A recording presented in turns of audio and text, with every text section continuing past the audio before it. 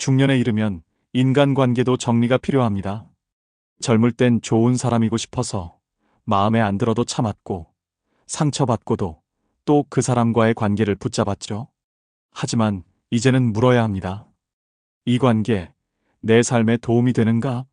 이 사람 곁에 있을 때 나는 건강한가?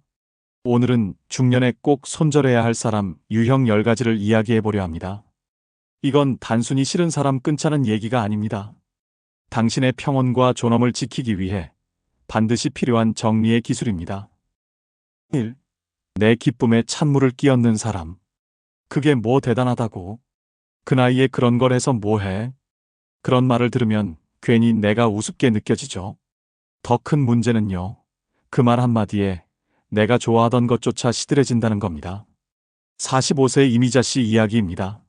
이미자 씨는 퇴직 후 캘리그라피 학원에 다니기 시작했어요. 붓으로 천천히 글을 써내려가는 시간이 그렇게 좋았대요. 일주일에 한 번 학원에서 선생님, 이 문장은 어때요? 하고 보여주는 것도 설렘이었고요. 어느 날 대학 동창 모임에 캘리그라피 작품을 가져갔습니다. 정성껏 만든 액자 2개를 테이블에 조심스럽게 꺼내면서 말했죠. 이거 내가 쓴 거야. 얼마 전엔 선생님이 전시회도 해보자고 하셨어. 그런데 친구 하나가 웃으며 말합니다. 그런 거 배워서 뭐 해? 액자 팔 것도 아닌데. 그냥 심심해서 하는 거지? 그 말에 다른 친구들도 조용해졌고 미자 씨는 순간 자신이 너무 부끄럽게 느껴졌어요. 돌아오는 길에 액자를 다시 포장하며 속으로 중얼거렸죠. 내가 왜 이런 걸 자랑했을까? 며칠 동안 학원에도 나가지 못했어요. 그런데 학원 선생님이 전화를 했어요. 미자님, 지난번 작품 너무 좋았어요. 제가 우리 전시회에 넣자고 했어요. 꼭 오셔야 해요. 그 말에 미자 씨는 다시 붓을 잡았습니다. 그리고 모임에선 조용히 그 친구와 거리를 뒀죠. 당신의 기쁨을 폄하하는 사람은 당신을 작게 만드는 사람입니다. 작은 기쁨을 진심으로 축하해주는 사람이 곁에 있어야 삶이 다시 반짝이니까요. 2. 당신의 부족함만 들추는 사람. 그건 네가 원래 그랬잖아. 넌 그거 못해. 그냥 평소처럼 해. 이런 말은 조언처럼 들리지만 사실은 과거에 당신을 가두는 말입니다. 사람은 바뀌고 자랍니다. 그런데 누군가는 늘 당신을 예전 모습에 묶어두려 합니다. 58세 직장인 오상훈 씨 이야기입니다. 오상훈 씨는 부서에서 신망 있는 과장이에요. 성실하고 조용한 스타일. 하지만 오래된 친구 민철 앞에만 서면 작아졌습니다. 민철은 늘 그랬어요. 야, 넌 원래 그런 거 못하잖아. 진짜 용기 없지. 그렇게 고민하다가 또 결정 못할 거잖아. 너 예전부터 그랬잖아. 상훈 씨는 속으로 맞는 말이긴 한데 왜 이렇게 기분 나쁘지? 했어요. 그러다 아내가 말했어요. 자기야, 민철 씨가 말할 때 당신 표정이 항상 굳어. 왜 계속 만나? 그 말에 처음으로 왜 만나고 있지? 하는 생각이 들었습니다.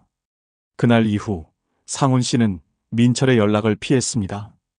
몇 주 후 회사에서 리더십 워크숍 발표자로 추천되었고 처음엔 주저했지만 결국 무사히 해냈죠. 그 발표를 본 동료가 말했어요. 과장님, 왜 그동안 이런 모습을 감추고 계셨어요? 그 순간 민철의 말이 틀렸음을 깨달았답니다. 당신을 작게 기억하는 사람보다 지금의 당신을 바라봐주는 사람과 가까이 하세요. 사람은 자랍니다. 그 성장을 인정해주는 사람과 함께할 때 당신도 더 크게 자라니까요.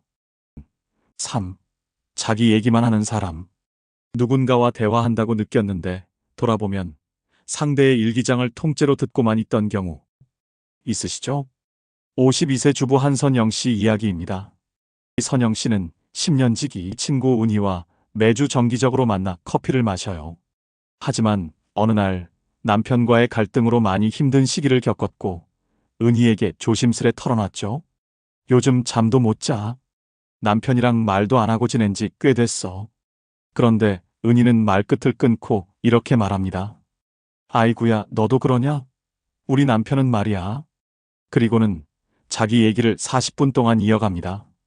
그 다음 주엔 아예 아무 말도 하지 않았습니다. 그런데 은희는 전혀 눈치채지 못했어요. 그날 밤 선영 씨는 일기장에 이렇게 썼습니다. 나는 귀만 있고 입은 없는 사람처럼 느껴졌다. 며칠 뒤 선영 씨는 다른 친구와 만나 이런 얘기를 했고 그 친구는 말했습니다. 그건 대화가 아니야. 감정 쓰레기통이 된 거지. 자기 얘기만 하는 사람은 당신을 진심으로 듣지 않습니다. 관계란 들어주고 말하는 서로의 숨구멍이 되어야 해요. 한 사람의 감정만 통하는 관계는 이미 끊어진 관계입니다. 4. 당신을 이용하는 사람. 처음엔 인간적으로 다가옵니다. 하지만 시간이 지나면 그 사람의 연락은 언제나 부탁으로 시작되고 요청으로 끝납니다. 그 사람에게 나는 사람이 아니라 수단이었던 거죠. 56세 김대성 씨 이야기입니다. 김대성 씨는 오랜 회사 생활을 마치고 퇴직 후 시간을 여유롭게 보내고 있었습니다. 어느 날 예전에 거래처로 알던 정 과장이 전화를 했습니다. 선배님, 퇴직하셨다면서요. 시간 되시면 차 한잔 하시죠. 반가운 마음에 만났고 대성 씨는 정 과장의 삶에 관심을 갖고 진심 어린 조언도 아끼지 않았습니다. 그런데 그 만남 이후 정 과장은 자주 연락을 하기 시작했습니다. 그의 말은 늘 비슷했습니다. 선배님, 아들 취직 준비 중인데 이력서 좀 봐주실 수 있을까요? 혹시 지인 중에 마케팅 쪽 연결해 줄 수 있는 분 없으세요? 이거 제품 좀 써보시고 리뷰 하나만 써주시면 좋을 텐데. 도움을 주는 게 처음엔 나쁘지 않았습니다. 하지만 어느 날 대성 씨가 몸이 안 좋아서 연락을 받지 못하자 며칠 뒤 정 과장은 이런 문자를 보냈습니다. 선배님, 요즘 너무 바쁘신가 보네요. 연락도 잘 안 되고. 그 문자를 보며 대성 씨는 깨달았습니다. 이 사람은 내가 필요 없을 땐 사람으로도 안 보는구나. 한참 고민 끝에 대성 씨는 정 과장의 연락처를 조용히 차단했습니다. 그리고 며칠 후 기분이 묘하게 가벼워졌다고 말했죠. 관계는 교류입니다. 일방적인 부탁과 요구만 있는 관계는 이미 기울어진 탑입니다. 그리고 그 탑은 결국 나를 짓누릅니다. 5. 당신의 가치를 깎아내리는 사람. 그 나이에 뭘 새로 해?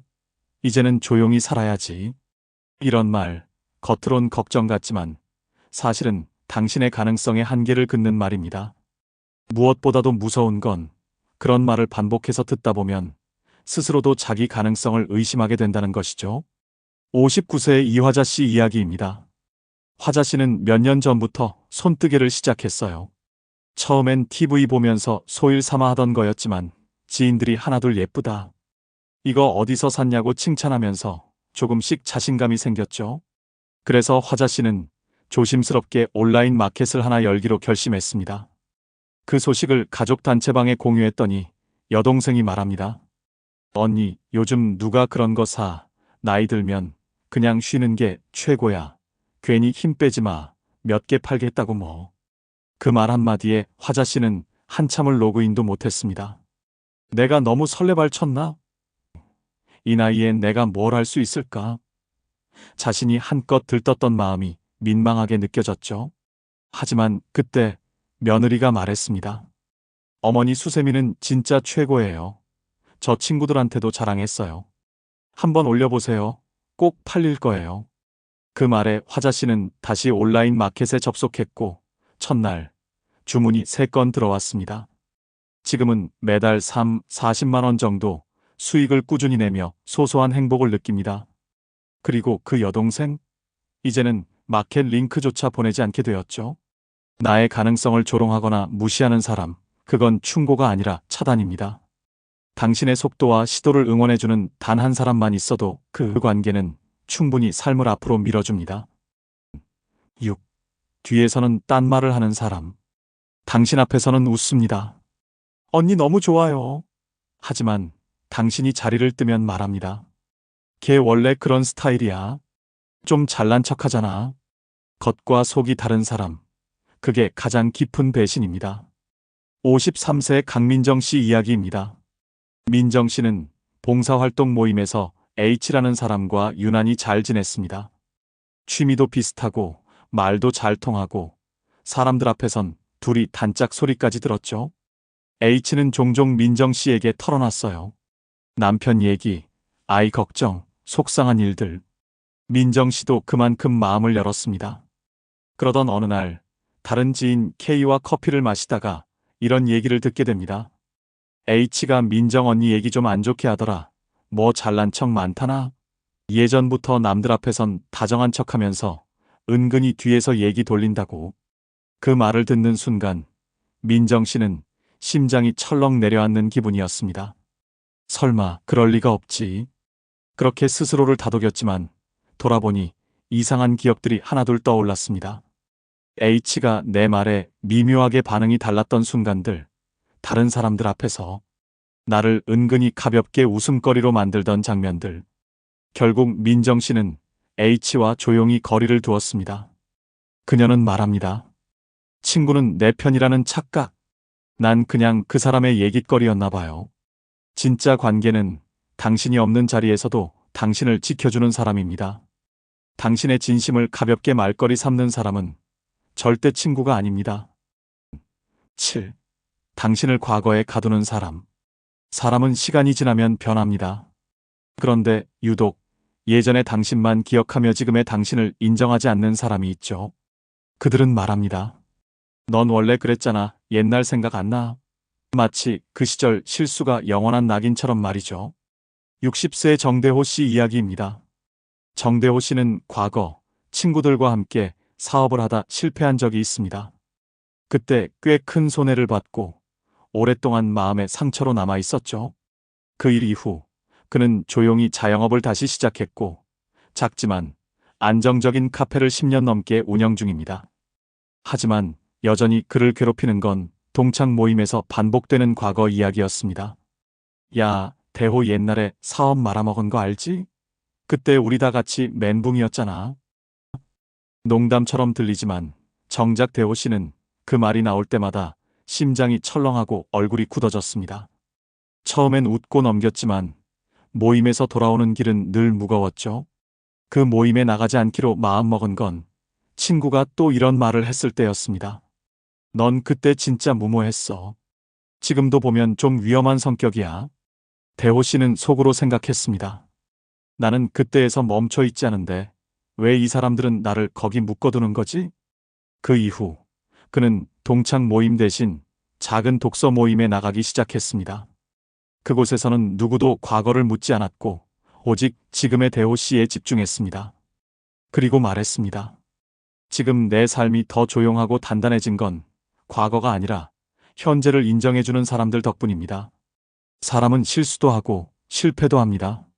하지만 진짜 친구는 당신이 어떤 사람이었는가가 아니라 지금 어떤 사람으로 살아가고 있는가를 봐줍니다. 8. 피로하게 만드는 사람. 겉으론 해가 되는 말을 하지 않아요. 하지만 만나고 나면 유난히 피곤하고 말없이도 기가 빨리는 사람이 있습니다. 57세 조윤정 씨 이야기입니다. 조윤정 씨는 오래된 이웃인 영숙 씨와 자주 차를 마셔왔습니다. 처음엔 가볍게 수다 떨고 웃기도 했지만 이상하게도 만나고 나면 항상 피곤했습니다. 영숙 씨는 늘 부정적인 말을 했습니다. 요즘은 다 망해가는 세상이야. 사는 게 다 그런 거지 뭐. 그러면서 은근히 남을 비교하고 자랑과 불평을 섞어 말했습니다. 윤정 씨는 말했죠. 그 사람은 나쁜 말을 한 건 아닌데 만난 날은 하루 종일 우울해져. 그게 바로 에너지 뱀파이어입니다. 겉으로는 다정해 보여도 결국 당신의 마음을 계속 무겁게 만드는 사람. 정리하세요. 말이 아닌 느낌으로 피로한 관계는 이미 감정의 균형이 깨진 관계입니다. 9. 미안하다는 말을 절대 안 하는 사람. 누구나 실수합니다. 문제는 그 실수에 책임을 지려는 자세입니다. 진심 어린 사과 한마디가 상처를 덜어주기도 하고 그 한마디가 없어서 평생 응어리가 되기도 하죠. 60세 김도현 씨 이야기입니다.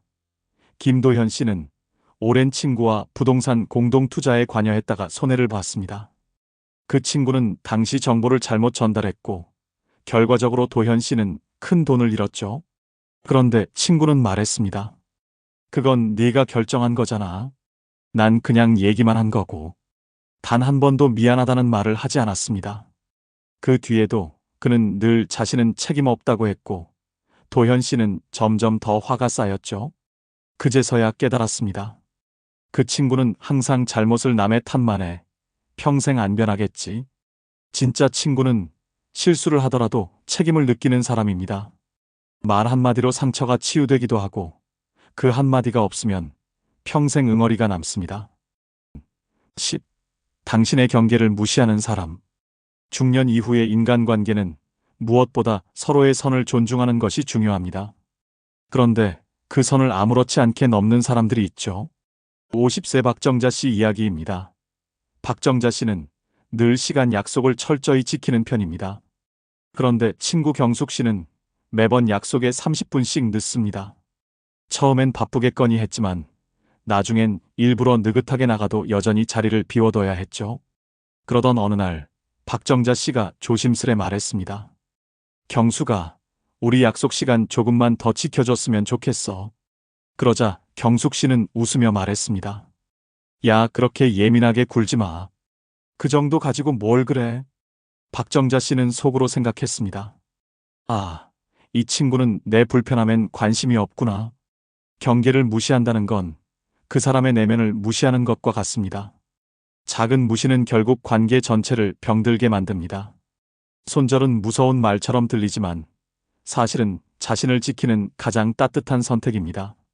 나를 작게 만드는 사람, 내 마음을 가볍게 여기며 늘 내 시간과 에너지를 소모하게 만드는 사람. 이제는 말해야 합니다. 이제 그만하자. 중년은 삶을 더하는 시기가 아니라 덜어내는 시기입니다. 버릴 줄 알아야 남은 게 선명해집니다. 당신을 기쁘게 하는 사람, 당신의 말에 귀 기울여주는 사람, 당신의 선택을 응원해주는 사람. 그 몇 명이면 충분합니다. 이제 관계에도 정리가 필요합니다. 작은 틈, 큰 위로였습니다. 당신의 삶에 평온과 지혜가 깃들길 바랍니다. 이야기를 들으며 마음이 조금이라도 위안이 되셨다면 좋아요와 구독, 그리고 고맙다는 댓글로 마음을 전해주세요. 작은 틈, 큰 위로는 언제나 이 자리에 있습니다.